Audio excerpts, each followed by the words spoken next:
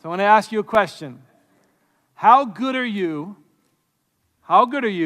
at seeing and knowing and understanding the person in front of you, the person you're talking to? When you enter into a conversation with someone, how good are you at seeing and knowing what's actually going on with them and what they're thinking and feeling? How good are you at that? Let's see. I want everyone to, you're going to stand up in a minute, and I'll give you a couple seconds to acclimate to this again. The introverts in the room can kind of start to settle that. Yeah, you're going to have to go through some suffering for a minute. I want you to find someone in this room you don't know very well. Okay? You can know them a little bit, but someone you don't know very well. And I want you just to share something about your life with that person. And have them share something about their life with you. I'm going to give you a couple minutes to do this, so you're going to have to move quick. Ready? Everybody stand up. Find someone you don't know really well, and just share with each other something about your lives. Come on, don't be shy. I know it's hard, but please go ahead and do this.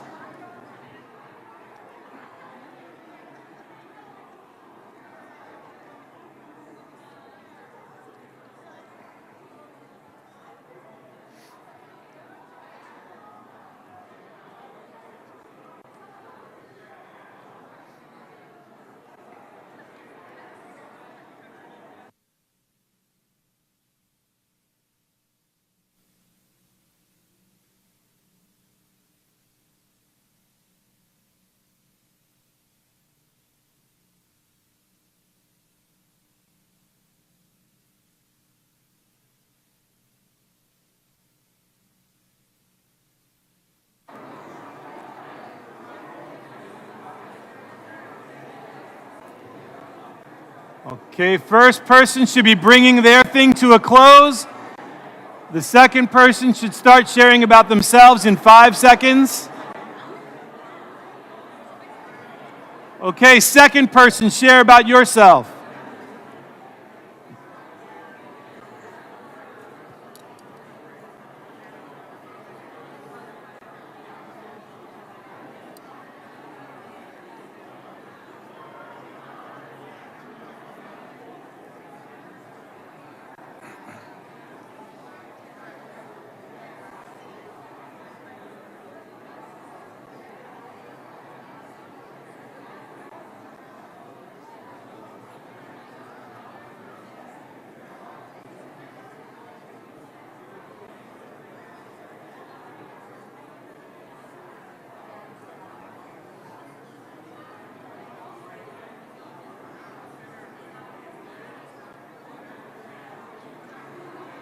Okay, give you about 5 seconds to wrap it up. 4, 3, 2, 1. Okay, find your seats again. Some of you are relieved. Others of you, it's going to take a few more minutes to stop you. You know, studies have shown that we get more joy out of being asked something about ourselves than we do out of getting money. In other words, they've demonstrated that people get happier when someone says, "Tell me about yourself," than they do if you walked up and said, "Here's $20. That's interesting. But I was reading the work of another social psychologist named William Icks. He studies how accurately people are when they meet someone and talk, how accurate they are at reading that other person, at knowing them, recognizing them. And he found that two people meeting for the first time have an accuracy rate of really seeing and understanding the other person, an accuracy rate of about 20%. Yeah. You think, okay, well, if it's someone I know well, it's going to be better, like family and friends. What do you think it would be there? Studies showed it's about 35%. Even marriage doesn't necessarily fix this. In fact, what their study began to show is that the longer you'd been married, you do less well at seeing and understanding, really understanding your spouse, because what happens is you freeze in time in your mind a version of your spouse from 10, 15, 20, 30, however long you've been married, years ago. And it's hard to now see past that and really see and understand the person you're talking to. We've all experienced this at family gatherings. Thanksgiving and Christmas are coming up. You go home and you're all grown-ups now, but somehow you all feel like you're adolescents. Your siblings maybe treat you like the 12-year-old version of yourself and things like that. We all experience this kind of thing. what they found is that the people who are the worst at this actually rate 0%. So those in this room who are really, really poor at this, poor at reading the person and understanding what's really going on inside of them when we talk with them, will actually score a 0% on this. But then, the best of the best, they only managed to score a 53%, which means the only difference between the worst and the best, that actually seeing the person in front of them and understanding what's happening and going on in them, the difference is a coin toss. Are we destined to be this way? Were we created to be this way? Is this just, I was talking to Christina about this yesterday, and she's like, oh, so, we're just, that's humanity, I guess. I'm like, no, I don't think that's the way we're supposed to be. I think it's a sign that something is broken in us. The great Irish playwright and writer, George Bernard Shaw, he spent his life examining human nature and human character, studying it so he could write realistic characters. He concluded that what causes this indifference between humanity, this blindness to one another, he called it a sin. He said, the worst sin towards our fellow creatures is not to hate them, but to be indifferent to them. That's the essence of inhumanity. And that sin, the sin of not really seeing each other, being indifferent toward others, that's the sin that we're going to try and tackle this month as we go through this series we're calling Recognize, Seeing and Being Seen in a Blurry World. Because our world is blurry, and here's why. I'm going to give you at least 2 reasons why I feel like this is so important for us to wrestle with what God's Word has to say about knowing and being known. Number 1 is the holidays are upon us. You're about to spend time with family and friends for Thanksgiving, for Christmas. Hopefully you'll get to do that. And you can go through these next couple months the same way you have for maybe years now. Put your head down and just hold your breath and suffer through it. Try not to go deep with them, because it just brings up hurts and pains, and you don't like them that much anymore, and you just try and get by. You can go through it that way, or this season can be an opportunity for us to stop sinning against one another that way and actually open our eyes to the people around us and what's happening inside of them, who they are, what they're feeling, to actually learn how to ask good questions and listen really well and know each other. And I want us to be able to do that as a church and in our families, with our friends. And the second reason is our world needs us, the church, to fight this sin, this blindness to one another, this indifference. We're living in an epidemic of blindness, powerfully evidenced, by the way, in particular by the political climate of our country. That's just one symptom that shows how much we're suffering from the sin of blindness. David Brooks wrote a book called How to Know a Person, which I'd highly recommend reading. David Brooks, How to Know a Person. And he writes about how this sin has poisoned our politics. He says, politics seems to offer an arena of moral action. So to be moral in this world, you don't have to actually feed the hungry or sit with the widow and see them. You just have to be liberal or conservative. You just have to feel properly enraged at the people you find contemptible. And that passes as morality. Not actually going and seeing this person who's hurting. And he says, healthy societies produce the politics of distribution. The politics of distribution is how should the resources our society has be allocated. Unhappy or unhealthy societies produce the politics of recognition. The person practicing the politics of recognition isn't trying to formulate domestic policies or to address this or that social ill. Instead, he is trying to affirm his identity, to gain status and visibility, to find a way to admire himself. The anger and the bitterness that characterizes our politics are the direct result of this sin of blindness and indifference to one another as we each strive to be seen without having to actually see the people around us. And Christians, of all people, need to counteract this blindness that has infected our culture by making sure we're seeing and being seen the way God created us to see and be seen. And that kind of takes us to the doorstep of the first biblical truth I want to share with you today. So if you haven't already, open up our app and you can follow along there and take notes, or open your Bible, Genesis chapter 1. Let's go back to the beginning. We were created to see and be seen, created for it.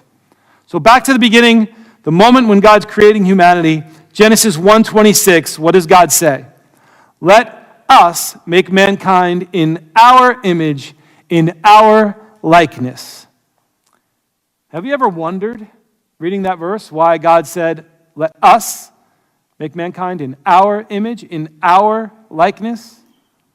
A lot of people have speculated as to why this might be. One reason is that this is a reflection of the nature of God himself as Trinity.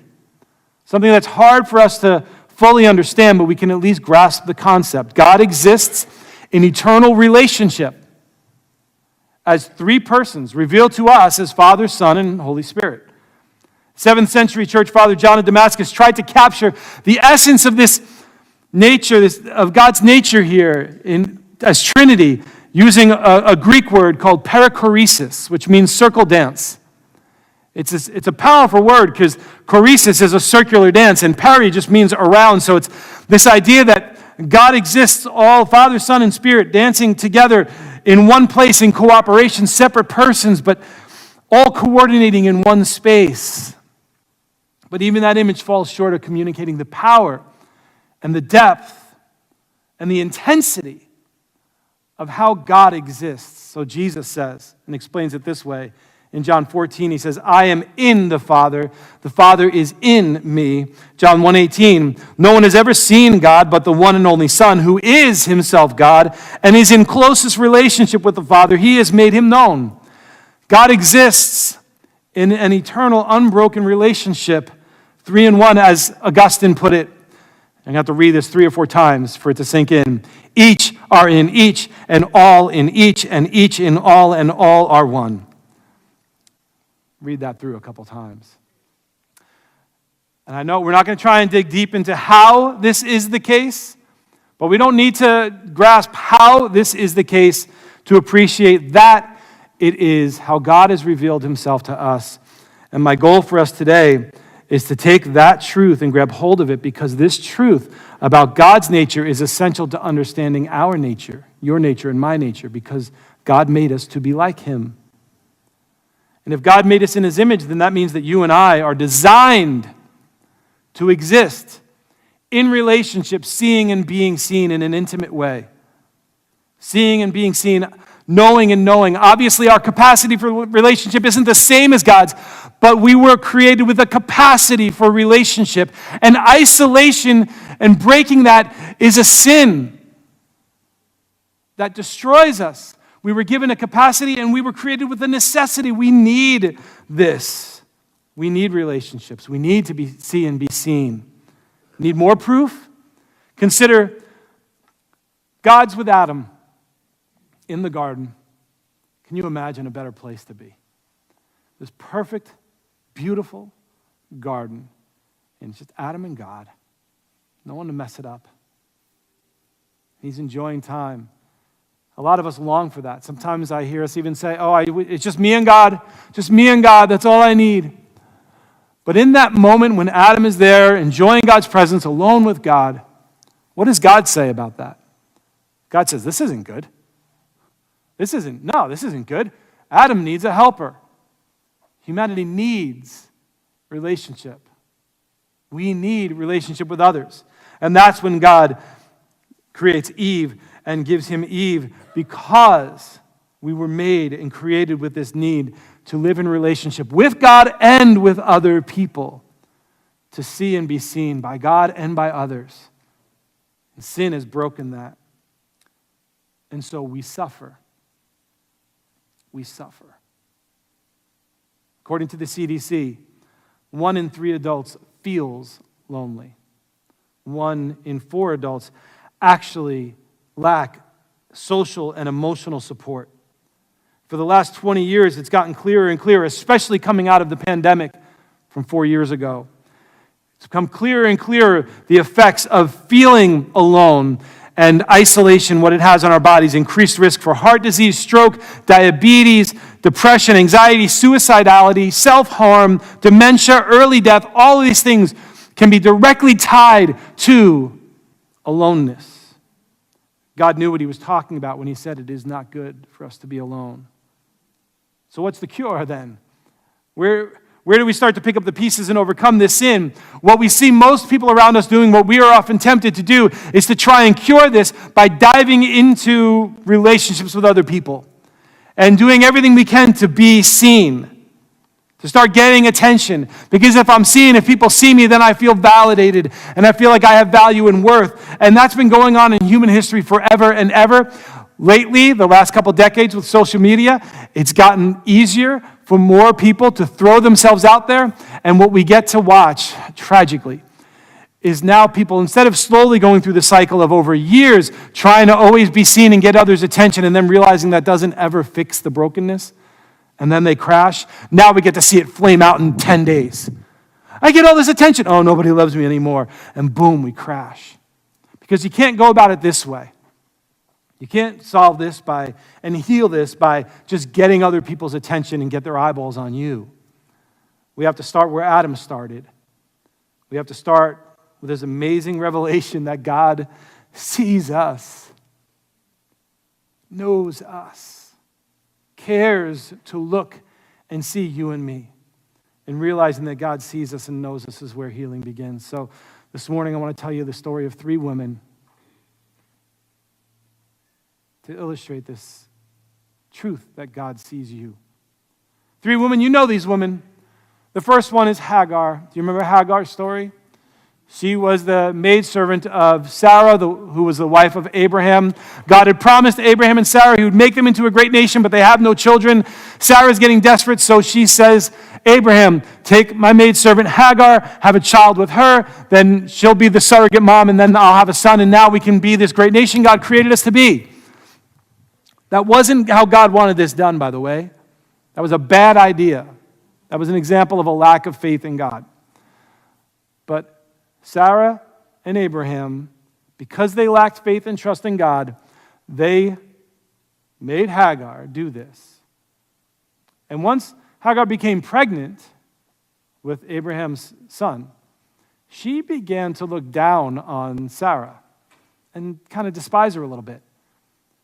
And this made her blood boil. She hated the whole thing. She hated that Hagar had become pregnant so easily. She hated that Hagar was now going to have the son, and it wasn't really her having the son. She hated Abraham for going through with it, even though she told him to do it. And so she began to abuse and terrorize Hagar. So Hagar ran away. She took off on her own, alone, pregnant, wandering through the wilderness. And you wonder what would be going through her mind. She's been abused. She's alone. God's plan was that Abraham and Sarah. Does God care about her? Or is she just a wart that got in the way? Is anybody paying attention to her? Does anybody see her? She's here the victim of Abraham and Sarah's sin. She had no say in it. She had no agency in it. And now she's carrying a child. She's in the wilderness. Where is she going to get food? She comes to a well and she's trying to get water for herself. And you'd imagine that all these emotions have got to be there. And the Lord shows up and begins to talk to her. Ask her what she's doing, where she's going, like it's any other Monday. And then the Lord begins to tell her his plan for her and for her son, and let her know that he sees her and has never not seen her. And that day turned Hagar's life around, started to, and she said, Genesis 16:13, thereafter, Hagar used another name to refer to the Lord. And she began to call him, you are the God who sees me. No matter where you are or what's been done to you, know this morning that God sees you. The second woman was a sinful woman. She found out that Jesus was about to have dinner at the home of a very important and very religious man named Simon. And so while Jesus was in that man's house having dinner, she slipped in, knelt behind Jesus. They ate kind of reclining, laying down. So she came up behind Jesus and she fell at his feet and began to weep and cry onto his feet, her tears falling on his feet, wetting them His feet were dirty and filthy from walking around on the dirt roads. And so she began to take her hair and just wash off his feet with her hair and her tears. And then she took out this incredibly expensive perfume, which probably represented her security in life. And she began to pour that on Jesus' feet. And the host, Simon, saw this happening. Here's what he saw. He saw a sinful woman, a prostitute, someone who should have made Jesus' lip curl. Someone, he said, even if Jesus knew who this was touching him, he wouldn't let her anywhere near him. But then Jesus said to Simon, and I love this verse, Luke 7:44. Jesus says to Simon, do you see this woman? Oh yeah, I see the way. She's a prostitute and nasty. Why are you letting her No. Do you see this woman? I came into your house. You didn't give me any water for my feet, but she wet my feet with her tears and wiped them with her hair. You didn't give me a kiss, but this woman from the time that I entered hasn't stopped kissing my feet. You didn't put oil on my head, but she has poured perfume on my feet. Therefore, I tell you, her many sins have been forgiven, as her great love has shown. Catch that? Love, forgiveness evokes in us love. We don't get forgiven because we love Jesus. We love Jesus because he brought forgiveness to us. But then Jesus says, whoever has been forgiven little loves little. Simon loved little. Then Jesus looked at her and said, your sins are forgiven. Your faith has saved you. Go in peace. When Jesus looked at her, he didn't see the things she had done that were sinful and wrong. He didn't see the things others had done to her. He saw her act of faith demonstrating her trust in him, and let her know that he saw her for who he, God, created her to be. No matter what you've done, some of you really need to hear this morning. Because if you really see what you've done, you'll begin to feel this cloud of dark guilt and shame come over you. No matter what you've done, God sees you. And that's a good thing. Because he doesn't see you and go like this. He sees you and he went like this and reaches out to you to pull you out of that life. The third woman was sick. And you all know her story. For 12 years, she'd been dealing with menstrual bleeding. She'd spent every penny she had on doctors trying to fix what was wrong with her and gotten nowhere, which by itself would be horrible enough to go through that. But her sickness in that culture carried a stigma. It meant that she was unclean. It meant that no one would touch her or want to be near her for fear that she would make them unclean. It meant that she lived a life of isolation and aloneness, unseen. And then, you know the story, I think. Most of you will. Jesus is coming through town, crowds of people around him. This woman probably shouldn't have done what she did. She's pushing through the crowd, touching people. If they find out who she is and that she's touching them, they're going to be really annoyed at her, to say the least. But she pushes through them all. She touches Jesus. She's instantly healed. And then she sneaks back into the crowd and tries to hide and cover herself, but something horrible happened. Jesus noticed. And Jesus says, who touched me? And Peter and the others like, what do you mean, who touched you? There's people everywhere, pushing and shoving. Everyone's touched you. And Jesus pushed on it, though. He said, someone touched me. And I want to know who it was. And I love this part. Luke chapter 8, verse 47. When the woman saw that she was not hidden. She's trying to hide. Physical sickness and pain, that'll make you want to hide, not be seen. She was trying to hide, but she recognized she could not be hidden from Jesus. So she came trembling, falling down before him, and declared in the presence of all the people why she had touched him and how she had been immediately healed. And Jesus said to her, daughter, your faith has made you well. Go in peace. She couldn't stay hidden from Jesus. She tried, but Jesus saw her and called her out. Why? Why did Jesus do that to her? That was mean, wasn't it? Wasn't it mean to call her out like that and expose her? Now everyone knew what was happening in her. Jesus did that because Jesus wanted to make sure everyone else saw this woman too. Not the way they had seen her before. He didn't want them to keep seeing, oh, she's got that sickness. She is that sickness, that trouble, that whatever. He wanted to break that and make sure that everyone now saw her as what? What did he call her? A daughter of God. Healed, cleansed, fine, able to be in the crowd. Jesus willing to touch her, to hug her, even to hold her. He wanted to make sure that it wasn't just him seeing her, but that everyone got to see her so that she could be restored. Because the one thing she needed was not to be in isolation. She needed that healing too, because why? We were created for relationship, and she needed that. No matter what sickness or indignity you're struggling with in your body, God sees you.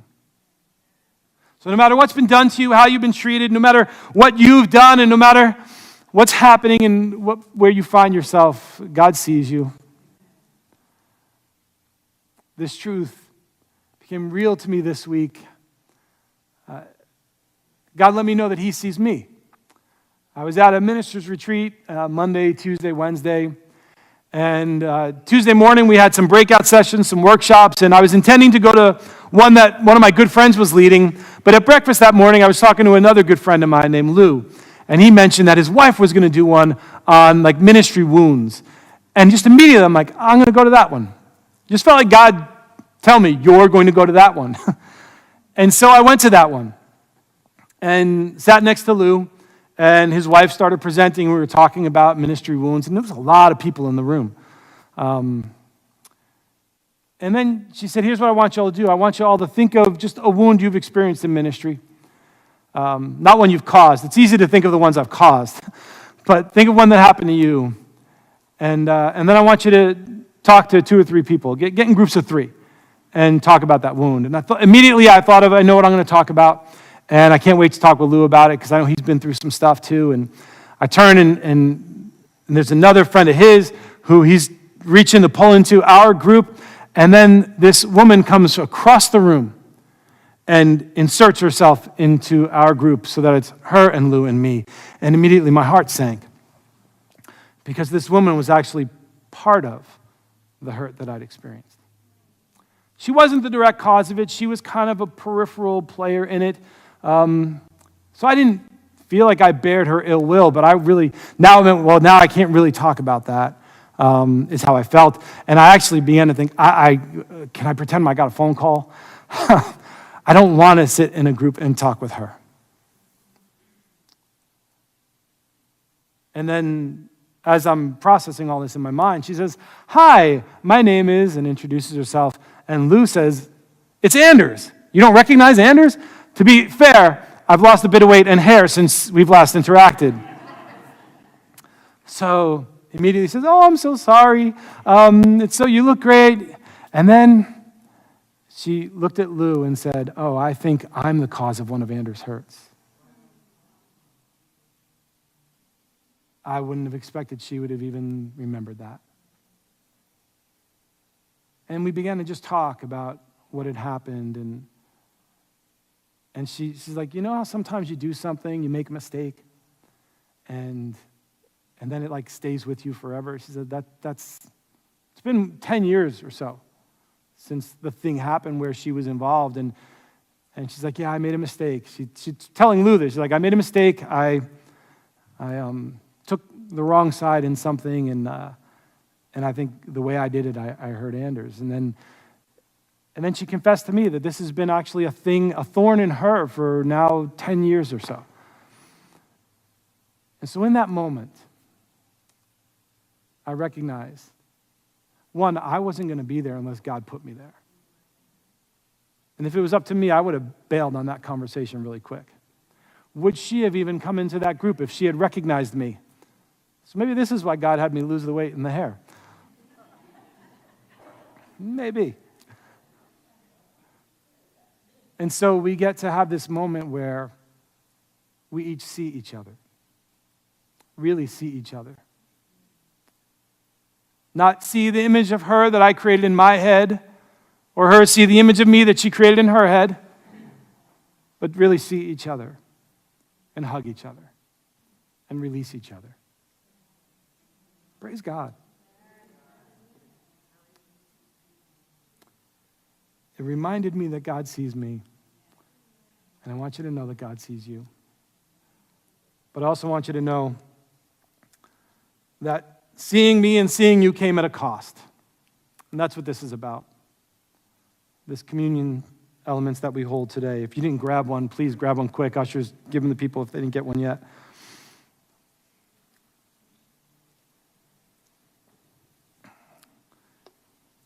Seeing you and seeing me came at a cost for God. God can't look on sin without doing something about it.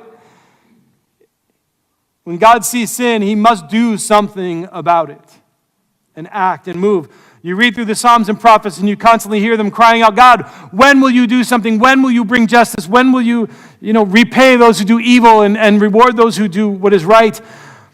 Those are still the questions everyone's asking today. Why is God waiting? Why doesn't God do something? And God's answer is that he has acted and continues to act. And the clearest evidence of God's action in all this is Jesus. On the cross, Jesus took our sin on himself. Picture that. Jesus, picture again God's relationship, Father, Son, Spirit, in this unfathomable, but we can grasp it, relationship. They're one, they're in each other, in this intimate closeness, seeing each other and being seen by each other. Jesus then steps in, takes our sin on himself, suffers and dies on the cross, and drowning and being covered in our sin, Jesus cries out, my God, why have you forsaken me? Because why? Because as he's covered by that sin now, Jesus became unseen. In that moment, the Father turns his eyes away and the Son is engulfed in our sin, and Jesus suffers being unseen, ultimate aloneness, so that you and I never have to go through that. The people you'll bump into tomorrow, who maybe you'll see in them, they feel this way, they never have to go through that because of what Jesus has done. No matter what has been done to you, God sees you. No matter what you've done, God sees you. No matter what condition you're in, God sees you. And you may feel as though your life is turned to ashes and brokenness. We're going to sing this song to prepare ourselves for communion. And you may feel like it's all ash and brokenness and it's irredeemable. I mean, if you, God forbid, if you went home today and your home was burned to the ground, you'd be like, how can it ever be restored? You'd feel like it can't be. But what Jesus does is he takes our ashes and he turns them into beauty. And so as we sing this song, would you just, let's stand and sing this song. And lift your hands. After we've sung it, we'll go ahead and remember what Jesus did with communion. But just lift our hands to him and picture ourselves like that woman, just blown away by Jesus' love and his power and his majesty. To the point where I'm so humbled, I just want to crawl on my hands and knees to his feet and weep over my sin and my brokenness and say, Jesus, forgive me. Make me new. Or I want to take this sickness that's got me feeling so less than. I want to say, Jesus, take it, heal it, make me new. I want to take the things that have been done to me, the abuses, the abandonment. I